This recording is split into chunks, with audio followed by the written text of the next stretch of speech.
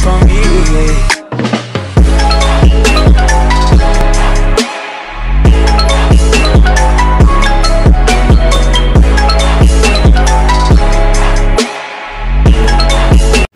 Assalamualaikum warahmatullahi wabarakatuh. Halo teman-teman semuanya, mari belajar bersama mengenai pajak perusahaan dalam industri tertentu. Yuk simak penjelasannya. Tujuan kebijakan pajak penghasilan UMKM dilatar belakangi karena adanya kontribusi UMKM dalam perekonomian sangat besar, yaitu sebesar 57,94%. Meskipun kontribusi UMKM dalam perekonomian sangat besar, akan tetapi kontribusi UMKM dan perpajakan sangat kecil, yaitu sebesar 0,5%.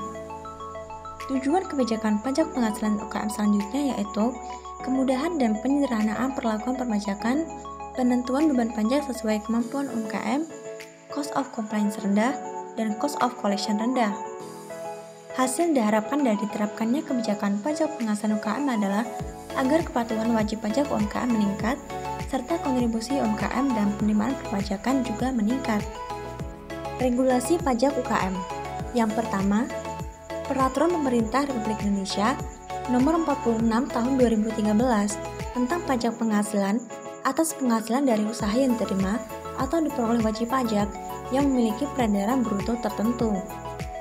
Yang kedua, Peraturan Menteri Keuangan Republik Indonesia Nomor 107/PMK.011/2013 tentang tata cara penghitungan, penyetoran, dan pelaporan pajak penghasilan atas penghasilan dari usaha yang diterima atau diperoleh wajib pajak yang memiliki peredaran bruto tertentu. Objek pajak UKM yang dikenai pajak penghasilan adalah penghasilan dari usaha yang diterima atau diperoleh wajib pajak dengan peredaran bruto atau omset yang tidak melebihi 4,8 miliar rupiah dalam 1 tahun pajak. Peredaran bruto atau omset merupakan jumlah omset semua gerai, counter, outlet, atau sejenisnya, baik pusat maupun cabangnya. Jika kurang dalam 1 tahun, perhitungan omset disetahunkan. Untuk orang pribadi, omset dikurangi PTKP. 1% dari jumlah peredaran bruto. Maksudnya, dasar pengenaan ini adalah peredaran bruto setiap bulan untuk setiap tempat usaha.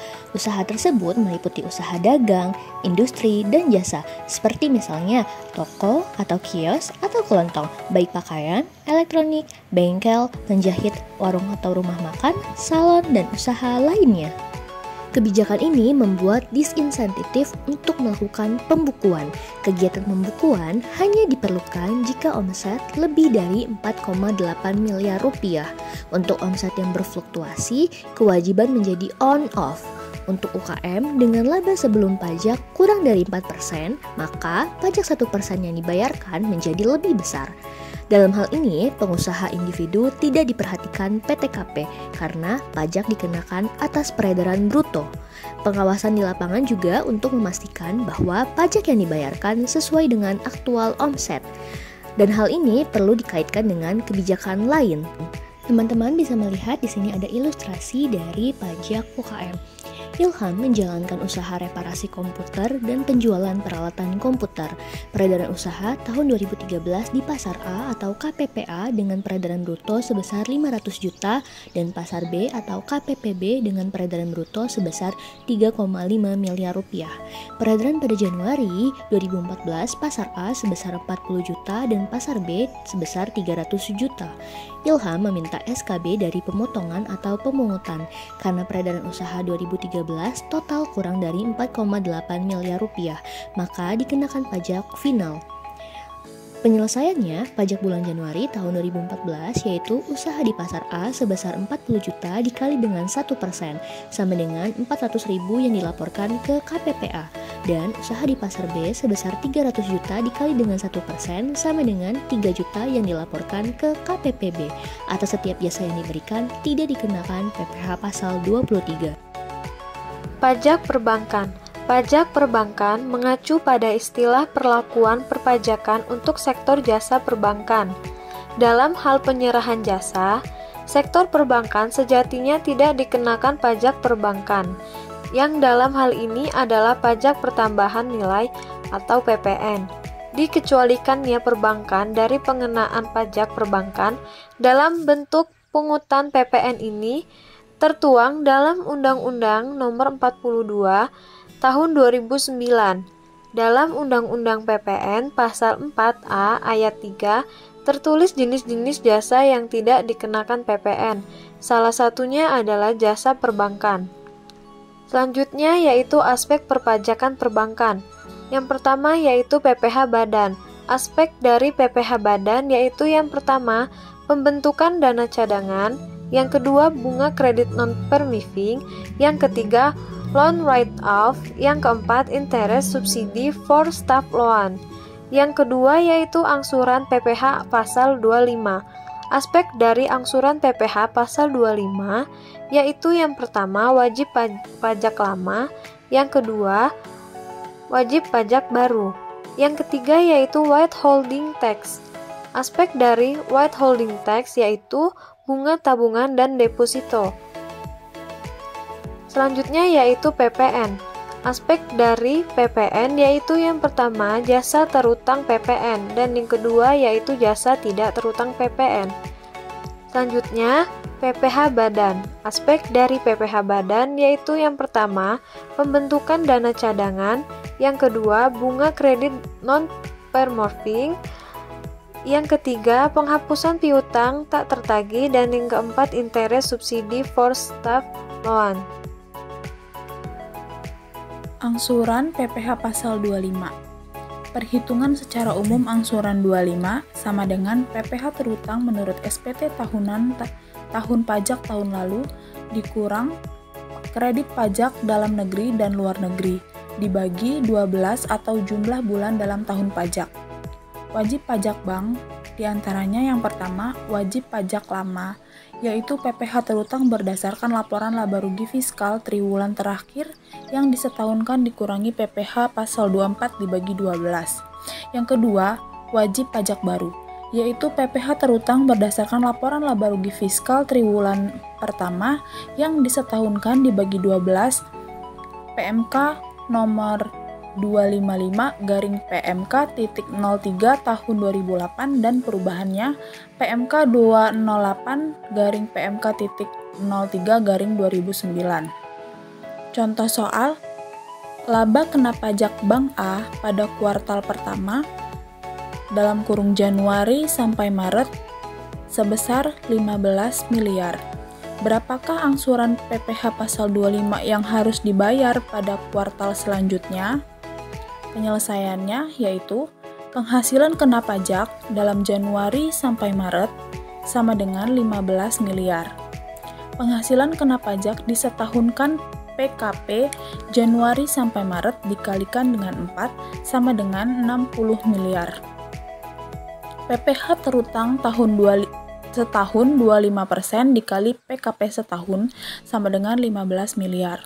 Angsuran PPh pasal 25, PPh terutang setahun dibagi 12 sama dengan 1.250.000.000. PPN. Jasa keuangan yang tidak dikenakan PPN menurut pasal 4A ayat 3 Undang-Undang PPN yaitu yang pertama, jasa menghimpun dana dari masyarakat berupa giro, deposito berjangka, sertifikat deposito, tabungan, dan atau bentuk lain yang dipersamakan dengan itu. Yang kedua, jasa menempatkan dana, meminjamkan dana, atau meminjamkan dana kepada pihak lain dengan menggunakan surat, sarana telekomunikasi, maupun dengan wesel unjuk, cek, atau sarana lainnya. Yang ketiga, jasa pembiayaan, termasuk pembiayaan berdasarkan prinsip syariah berupa yang pertama, sewa guna usaha dengan hak opsi, yang kedua, anjak piutang, yang ketiga, usaha kartu kredit, dan atau yang keempat, pembiayaan konsumen.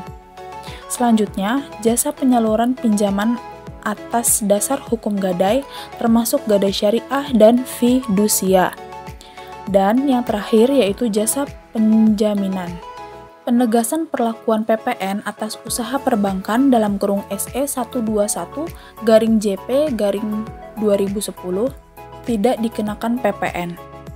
Kegiatan usaha bank umum yang merupakan penyerahan jasa keuangan yang tidak terutang PPN, karakteristiknya sebagai berikut.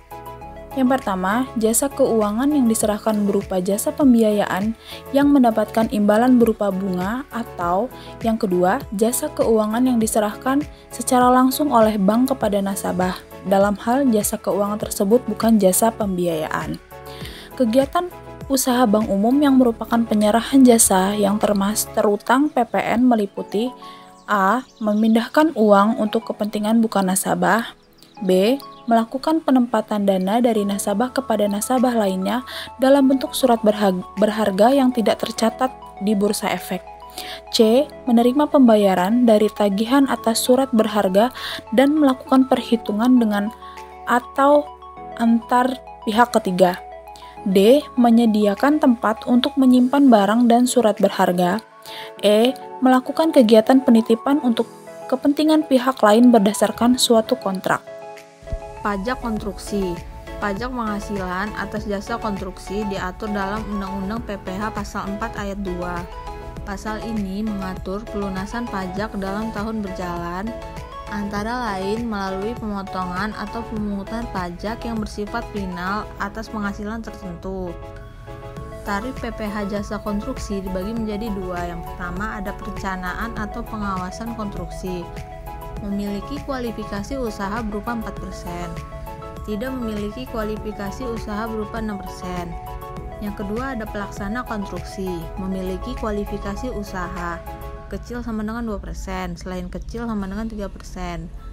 Tidak memiliki kualifikasi usaha berupa 4%.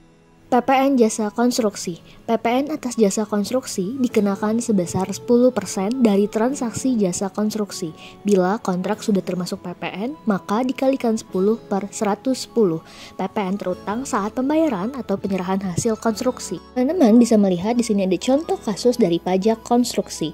Bendahara Inspektorat Provinsi melakukan pembangunan gedung. Adapun PT XYZ sebagai pelaksana konstruksi dan konsultan perencana adalah Ahmad sebagai perencana konstruksi. Pada tanggal 31 Oktober tahun 2017 dilakukan pembayaran atas kontrak perencanaan oleh Ahmad sebagai konsultan perencana sebesar Rp44 juta. Kontrak sudah termasuk PPN. Pada tanggal 4 November 2017 dilakukan pembayaran kepada PT XYZ atas progres pelaksanaan konstruksi sebesar Rp1.100 juta. Kontrak sudah termasuk PPN. Lalu, bagaimana menghitung kewajiban perpajakannya? Yuk simak penyelesaiannya. Pertama, terlebih dahulu kita menghitung pajak pertambahan nilai atau PPN. Komponennya yang pertama, perencanaan konstruksi oleh Ahmad, yaitu sebesar Rp44 juta dikali 10 dibagi 110 sama dengan Rp4 juta. Yang kedua, pelaksanaan konstruksi oleh PT XYZ sebesar Rp1.100 juta dikali 10 dibagi 110 sama dengan Rp100 juta. Selanjutnya kita menghitung pajak penghasilan atau PPH. Yang pertama, perencanaan konstruksi oleh konsultan perencana Ahmad dengan formula kontrak dikurang PPN dikali 4% sama dengan Rp44 juta dikurang 4 juta dikali dengan 4% sama dengan Rp1.600.000. Yang kedua, pelaksanaan konstruksi oleh PT XYZ dengan formula kontrak dikurang PPN dikali dengan 3% sama dengan Rp1.100 juta dikurang Rp100 juta dikali dengan 3% sama dengan Rp1 miliar dikali dengan 3% sama dengan Rp30 juta. Jadi, yang diterima konsultan perencana dengan formula kontrak dikurang PPN dikurang PPH sama dengan Rp44 juta dikurang 4 juta dikurang Rp1.600.000 sama dengan Rp38.400.000. Dan yang diterima pelaksana konstruksi dengan formula kontrak dikurang PPN dikurang PPH sama dengan Rp1.100 juta dikurang Rp100 juta dikurang Rp30 juta sama dengan Rp970 juta. Pajak manufaktur. Jadi, pajak perusahaan manufaktur merupakan pajak yang dikenakan atas kegiatan usaha manufaktur yang dilakukan oleh wajib pajak badan. Suatu hal yang menjadi ciri khas dari perusahaan manufaktur yaitu terdapat proses produksi pada proses bisnis manufaktur. Nah, hal inilah yang menjadi perbedaan perusahaan manufaktur dengan perusahaan jasa. Namun, apabila dilihat dari segi perpajakan, Aspek pajak perusahaan manufaktur hampir sama dengan perusahaan pada umumnya. Hanya saja memang sedikit berbeda pada saat pelaporan surat pemberitahuan atau SPT PPh tahunan badan. Pada saat mengisi lampiran SPT PPh badan, laporan keuangan yang dilaporkan yaitu pada lampiran 8A-1. Selanjutnya, aspek pajak perusahaan manufaktur yang harus diperhatikan. Terdapat 4 aspek pajak perusahaan manufaktur yang harus diperhatikan, diantaranya yaitu sebagai berikut. Yang pertama, sebagai suatu badan yang telah memenuhi persyaratan subjektif dan objektif, diwajibkan mendaftarkan diri untuk mendapatkan nomor pokok wajib pajak atau NPWP. Kemudian yang kedua, kewajiban pajak bulanan harus dilakukan oleh wajib pajak perusahaan manufaktur, yaitu membayar dan melapor SPT PPh 25 atas angsuran pajak, SPT PPh 4 ayat 2 atas penghasilan yang dikenakan pajak bersifat final, SPT PPh 21 atas pemotongan pajak pada penghasilan yang diterima oleh pegawai maupun bukan pegawai. Kemudian, SPT PPh 22 sebagai pemungutan apabila diwajibkan untuk memungut PPh 22 dan PPh 23 atas pemotongan pajak pada penghasilan berupa bunga, royalti, hadiah, dividen, sewa, dan jasa. Kemudian yang ketiga, pelaku industri manufaktur harus memperhatikan jumlah penghasilan bruto yang didapatkan. Dan selanjutnya, yang keempat, dengan mengetahui jumlah penghasilan bruto, dapat diketahui tarif PPh badan yang dapat digunakan. Klasifikasi tarif yang berlaku bagi badan usaha. Penghasilan kotor atau bruto kurang dari 4,8 miliar dikenakan tarif pajak 1% dikali penghasilan kotor atau bruto. Lebih dari 4,8 miliar sampai 50 miliar dikenakan tarif pajak 0,25 dikurang 0,6 miliar dibagi penghasilan kotor dikali PKP. Lebih dari 50 miliar dikenakan tarif pajak 25% dikali PKP. Contoh perhitungan pajak penghasilan usaha. A. Perhitungan pajak penghasilan jika penghasilan kotor kurang dari 4,8 miliar. Tahun 2018, PT Maju Mundur memperoleh penghasilan kotor sebesar 3 miliar rupiah. Dengan demikian, besar pajak penghasilan PT Maju Mundur adalah 3 miliar rupiah dikali 1% sama dengan 30 juta rupiah. Akan tetapi, perlu dibuatkan catatan bahwa selama periode tahun 2018, PT Maju Mundur telah menyetor pajak penghasilan karyawan ke kas negara sebesar 8 juta rupiah dan pajak PPh pasal 23 sebesar 2 juta rupiah. Jadi, pajak penghasilan terutang PT Maju Mundur adalah 30 juta rupiah dikurang 8 juta rupiah dikurang 2 juta rupiah sama dengan 20 juta rupiah. Dan inilah sisa pajak yang dibayar PT Maju Mundur ke kas negara atas pajak penghasilan badan usaha di tahun 2018. Untuk itu, pajak penghasilan ini bisa dicicil dengan meminta persetujuan dari kantor pajak setempat. B. Perhitungan pajak penghasilan jika penghasilan kotor lebih dari 4,8 miliar rupiah sampai dengan 50 miliar rupiah.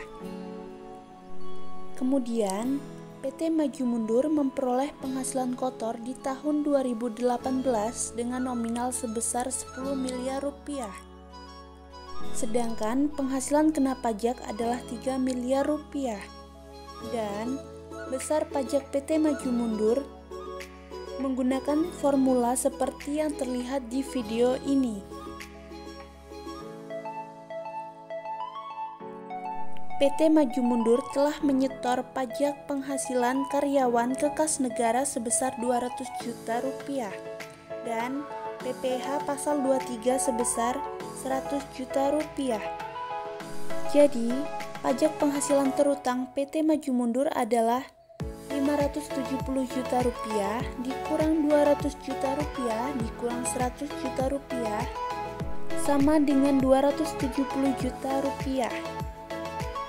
Maka inilah sisa pajak yang harus dibayarkan oleh PT Maju Mundur ke negara atas pajak penghasilan badan usaha tersebut di tahun 2018. Selanjutnya C. Perhitungan pajak penghasilan apabila penghasilan kotor lebih dari 50 miliar rupiah. Pada perusahaan PT ABC memperoleh penghasilan kotor sebesar 70 miliar rupiah dengan penghasilan kena pajak sebesar 28 miliar rupiah. Maka, besar pajak PT ABC adalah 25% dikali 28 miliar rupiah sama dengan 7 miliar rupiah. Akan tetapi, perlu dibuat catatan bahwa selama periode di tahun 2018, PT ABC sudah menyetor pajak penghasilan karyawan ke kas negara sebesar 2 miliar rupiah dan PPh pasal 23 sebesar 1 miliar rupiah. Nah, jadi pajak penghasilan terutang PT ABC adalah 7 miliar rupiah dikurang 2 miliar rupiah dikurang 1 miliar rupiah sama dengan 4 miliar rupiah. Dan inilah sisa pajak yang harus dibayar oleh PT ABC ke negara atas pajak penghasilan badan usaha tersebut di tahun 2018. Pajak perdagangan. Usaha dagang atau UD diartikan secara luas sebagai suatu bisnis menjual atau mendistribusikan barang dan jasa kepada konsumen dengan tujuan untuk memperoleh penghasilan dan keuntungan. Dalam pelaksanaannya pun, perdagangan tidak terlepas dari pengenaan pajak. Perbedaan perseroan terbatas dan usaha dagang. 1. PT dimiliki oleh setidaknya 2 pendiri atau pemegang saham, sementara usaha dagang dimiliki oleh perseroan. 2. Dalam menjalankan bisnisnya, usaha dagang tidak memerlukan status badan hukum, sedangkan PT wajib berbadan hukum. 3. Dalam PT, fungsi antara pemegang saham dan pengurus atau direksi dipisahkan. Berbeda dengan milik usaha dagang pada umumnya, selain menjadi pendiri, merangkap sebagai pengurus. 4. Modal usaha dagang tidak memiliki nilai minimum dan modal 100% dari sendiri. Untuk modal minimum sebuah PT adalah sebesar 50 juta rupiah. 5. Tanggung jawab PT terbatas pada modal atau saham yang disetor dan dimiliki. Sementara tanggung jawab usaha dagang tidak terbatas hingga ke harta pribadi. Ketentuan tarif pajak perdagangan 0,5%. Pedagang memiliki peredaran bruto maksimal 4,8 miliar tetap bayar pajak. Berdasarkan peraturan pemerintah nomor 23 tahun 2018, penghasilan usaha yang diterima oleh wajib pajak dengan peredaran bruto tidak melebihi 4,8 miliar akan dikenai pajak penghasilan bersifat final dengan tarif 0,5% dari peredaran bruto. Tarif pajak 0,5% ini hanya berlaku untuk 1. Pelaku UMKM memiliki peredaran bruto tidak melebihi 4,8 miliar dalam 1 tahun pajak. 2. UMKM offline maupun online. Tujuan pemerintah memangkas tarif pajak dari 1% menjadi 0,5% dalam peraturan pemerintah nomor 23 tahun 2018 adalah agar membantu bisnis terus berkembang dan menjaga aliran keuangan. Pelaku usaha akan mudah menggunakan pendapatannya sebagai modal usaha kembali. Dengan demikian, pengenaan pembayaran pajak tidak lagi dianggap sebagai beban. Pokok perubahan dalam peraturan pemerintah nomor 23 tahun 2018. Perubahan tersebut antara lain 1. Peraturan pemerintah nomor 23 tahun 2018 ditetapkan dan dinyatakan berlaku mulai 1 Juli 2018. 2. Penurunan tarif PPh final dari 1% menjadi 0,5% dari omset yang wajib dibayarkan setiap bulannya. 3. Kriteria yang dikenakan adalah WP dengan omset di bawah 4,8 miliar dalam setahun. 4. Hitungan omset yang dikenakan tarif 0,5% mengacu pada ambang batas omset per bulan. Apabila dalam periode melebihi 4,8 miliar, tetap dikenakan tarif 0,5% sampai tutup tahun pajak selesai. 5. Mengatur jangka waktu pengenaan tarif PPh final 0,5% atau kebijakan batas waktu. Pajak pertambangan. Pajak pertambangan yang berlaku di Indonesia sesuai tahapannya. Dalam kegiatan pertambangan, terdapat rangkaian proses yang harus dijalankan sebelum mulai operasinya kegiatan tersebut. Umumnya, kegiatan pertambangan dimulai dengan melakukan penyelidikan umum, lalu dilanjutkan dengan eksplorasi studi kelayakan, konstruksi, pertambangan atau eksploitasi, dan diakhiri dengan reklamasi. Tahap ini merupakan tahapan umum yang digunakan sebagai acuan utama dalam prosesnya, dan setiap tahapannya memiliki kewajiban pajak yang berbeda. Nah, kewajiban pajak yang pertama yaitu penyelidikan umum. Tahap ini ditujukan untuk menentukan potensi barang tambang yang ada pada suatu daerah dengan pengujian geologis. Jasa yang dibutuhkan adalah pihak peneliti geologis. Atas jasa ini terdapat kewajiban PPN terutang dan PPh pasal 23 atau 26 tergantung siapa yang melaksanakannya. Yang kedua yaitu eksplorasi, tahap di mana rangkaian penelitian, pengujian kandungan mineral, pemetaan wilayah, dan kegiatan lain dilakukan. Untuk jasa yang digunakan dari pihak ketiga akan ada PPN terutang dan PPh pasal 23 atau 26 tergantung dengan pihak mana yang melaksanakan. Yang ketiga yaitu studi kelayakan, tahap di mana pencarian informasi kelayakan ekonomis dan teknis pertambangan dilakukan. Termasuk di dalamnya proses analisis mengenai dampak lingkungan dan perencanaan pasca tambang. Jasa yang digunakan adalah dari pihak ketiga dan akan ada PPN terutang dan PPh pasal 23. Nah, yang keempat yaitu konstruksi. Tahap selanjutnya adalah pembangunan infrastruktur dengan pertimbangan hasil studi dan pengamatan yang telah dilakukan sebelumnya. Pembangunan ini biasanya dilakukan oleh perusahaan konstruksi. Dari penggunaan jasa tersebut akan muncul PPN terutang dan PPh pasal 4 ayat 2 atas jasa konstruksi.